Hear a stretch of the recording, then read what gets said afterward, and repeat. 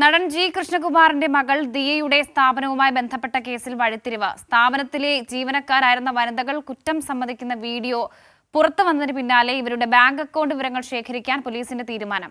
അതിനിടെ കൃഷ്ണകുമാറിനെതിരെ museum police register ചെയ്ത എഫ്ഐആറിലെ വിവരങ്ങൾ പുറത്തുവന്നു. സമഗ്ര വിവരങ്ങൾ കമലേഷ് തെക്കേക്കാട് നൽകും. ആ റിപ്പോർട്ടുകൾ.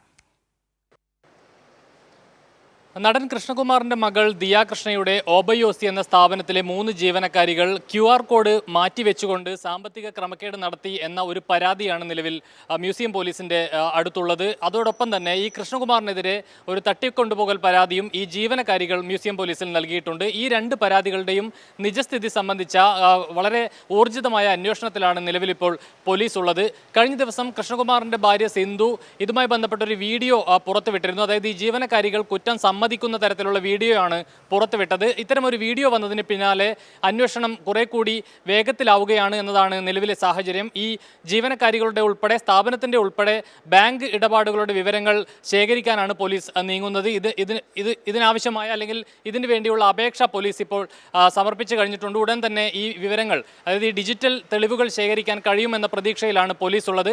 അതോടൊപ്പം ഈ വിഷയവുമായി ബന്ധപ്പെട്ട് മുഖ്യമന്ത്രിയുടെ ഓഫീസിലടക്കം കൃഷ്ണകുമാർ പരാതി നൽകിയിരുന്നു. വളരെ പോസിറ്റീവായിട്ടുള്ളൊരു പ്രതികരണമാണ് മുഖ്യമന്ത്രിയുടെ ഓഫീസിൽ നിന്നും നൽകിയിട്ടുള്ളത് എന്നതാണ് കൃഷ്ണകുമാർ പറഞ്ഞിട്ടുള്ളത്.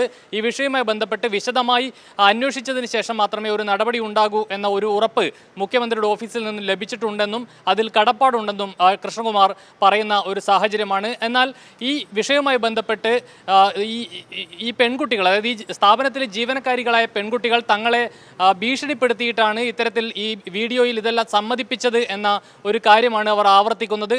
അതുകൊണ്ട് തന്നെ ഈ വിഷയത്തിൽ ശാസ്ത്രീയമായ തെളിവുകളും ഡിജിറ്റൽ തെളിവുകളും ഉൾപ്പെടെ വെച്ച് മുന്നോട്ട് പോകാനായിരിക്കും പോലീസ് ശ്രമിക്കുക. അതിനുള്ള നീക്കമാണ് പോലീസ് ഇപ്പോൾ നടത്തിക്കൊണ്ടിരിക്കുന്നത്. ഇതോടൊപ്പം കൃഷ്ണകുമാറിനെതിരെ ഫയൽ ചെയ്തിട്ടുള്ള കേസിലെ FIRന്റെ വിവരങ്ങളും ഇന്ന് പുറത്തു വന്നിട്ടുണ്ട്. ഈ കേസുമായി ബന്ധപ്പെട്ട് ഈ പരാതിക്കാരിയായിട്ടുള്ള ജീവനക്കാരികളെ മാനഭംഗപ്പെടുത്തുമെന്നും അതോടൊപ്പം ഈ വസ്ത്രം പിടിച്ച് വലിച്ച് മർദ്ദിക്കാനും അധിക്ഷേപിക്കാനും ശ്രമിച്ചു എന്നതടക്കമുള്ള ആരോപണങ്ങളാണ് ഇവർ മുന്നോട്ട് വെച്ചിട്ടുള്ളത്. അക്കാര്യം തന്നെയാണ് ഈ FIRലും പറയുന്നത്.